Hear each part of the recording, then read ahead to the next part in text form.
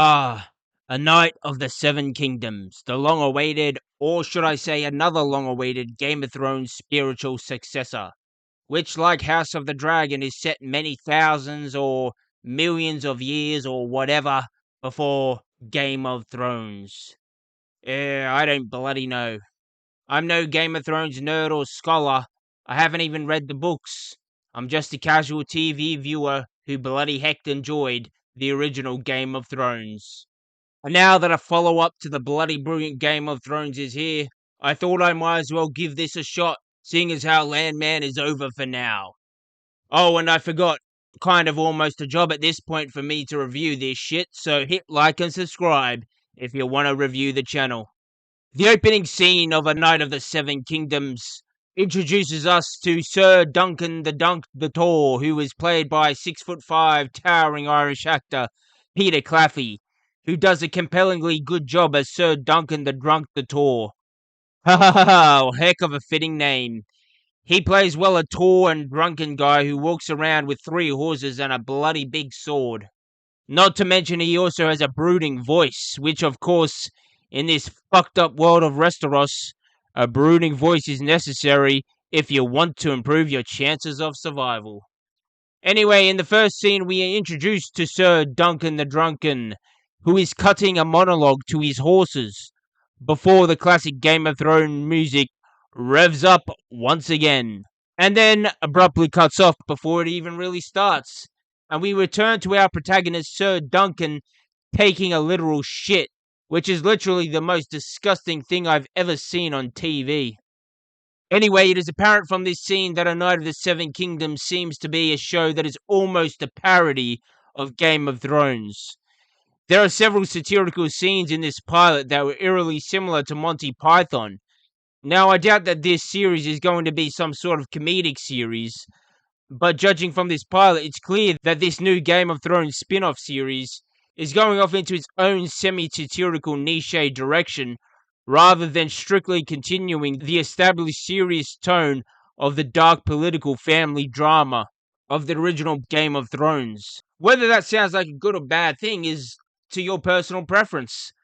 I suppose if you are a big fan of the family fantasy political drama that was HBO's original hit series, then you may very well be disappointed that A Knight of the Seven Kingdoms story seems to pivot into a largely different direction. On the other hand, new is good, generally speaking. I mean, why do something when it's already been done once before? Or in Game of Thrones' case, twice before. Because as I said, House of Dragon feels like a slightly scaled down version of Game of Thrones. So I could definitely see the argument for making A Knight of the Seven Kingdoms substantially different to what has already been done almost twice before. So overall, how do I feel about this pilot episode of The Knight of the Seven Kingdoms? I'm fairly neutral. This episode didn't do a lot or introduce us to much story. All it really did was introduce or reintroduce us to the world of Westeros, complete with its usual gritted tone, with some satirical humor attached. And the main characters, or should I say the main protagonist, and his squire, a boy named Prince Aegon Targaryen, or Egg for short, who I assume will be Sir Duncan's sidekick throughout this series. Egg is played by Dexter Sol Ansel, which is the first time in this series that the actor's name is even weirder than the character's name. But okay, whatever. And we are also introduced to Prince Darion, the Drunken Targaryen. A fitting name also, I guess, considering this guy gets a bit drunk. Lastly, our protagonist, Sir Duncan the Drunken Duncan, or whatever the fuck it was, teams up with the Egg, or a boy named the Egg, who is somehow related to Targaryen. Also, you know that blonde-haired bimbo who walks around baring her tits from Game of Thrones? Yeah, that blonde-haired bimbo. Not to be confused with today's blonde-haired bimbo who also walks around baring her hooters for all our eyes to see and behold. And by the way, a special thank you to that blonde-haired bimbo. And that other blonde-haired bimbo too, for that matter. Anyhow, what we learn from this fact is that these characters and this story has some sort of continuity into this world of the Targaryens, which is particularly interesting. I never really understood or got how Daenerys Targaryen was a woman with tits, but also a dragon as well. I didn't get that. So maybe a Knight of the Seven Kingdoms will reveal what this whole half dragon, half human, or whatever bloodline is and how it came into existence. I do only hope that the producers keep the dragon human crossbreed sex out of this one, though. Seeing Sir Duncan drunken and Munkin take a shit was more than enough freaky shit for me to endure in this series.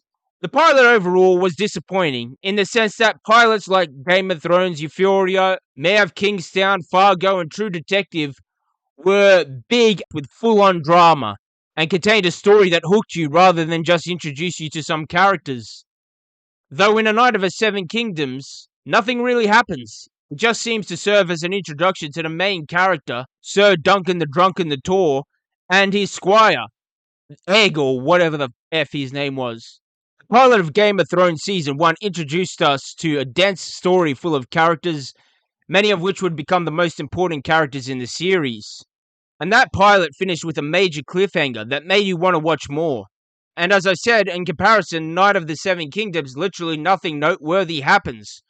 We all know what went down in Breaking Bad's opening episode. We all know the major shit that went down in Mayor of Kingstown's opening episode. But in comparison, in Knight of the Seven Kingdoms, nothing happens. And I'm not necessarily saying that's entirely a bad thing or a bad omen for this TV series. Because again, when I think of my all-time favorite TV shows, that being Game of Thrones, Breaking Bad, and The Landman, the reason these shows are great isn't because of the pilot episode, it's because of the accumulated story that compounds over multiple episodes, multiple seasons, and multiple years. And we get to know, understand, and grow with these characters in a way that you just can't in a 2 or 3 hour movie. Unlike movies, for example, the strength of TV is that you have time to bond with the characters on a deeper level, and the writers have an opportunity to tell deeper and more nuanced stories. So to judge a TV show based on the pilot isn't really fair or accurate. So you might be asking now, then why the bloody heck are you reviewing the pilot? Well, short answer is you bloody clicked on this video, so I was just providing what the market wants. However, the long answer is I'm interested in hearing what people think of this new Game of Thrones spin-off series. So please leave your thoughts in the comments below. What did you think of A Knight of the Seven Kingdoms? Do you want to see more? Are you disappointed or are you loving it? Let me hear your thoughts below. Good, bad, or indifferent, I welcome more feedback. And like and subscribe, and see you around if you want to stay tuned to hear my season review. Thank you.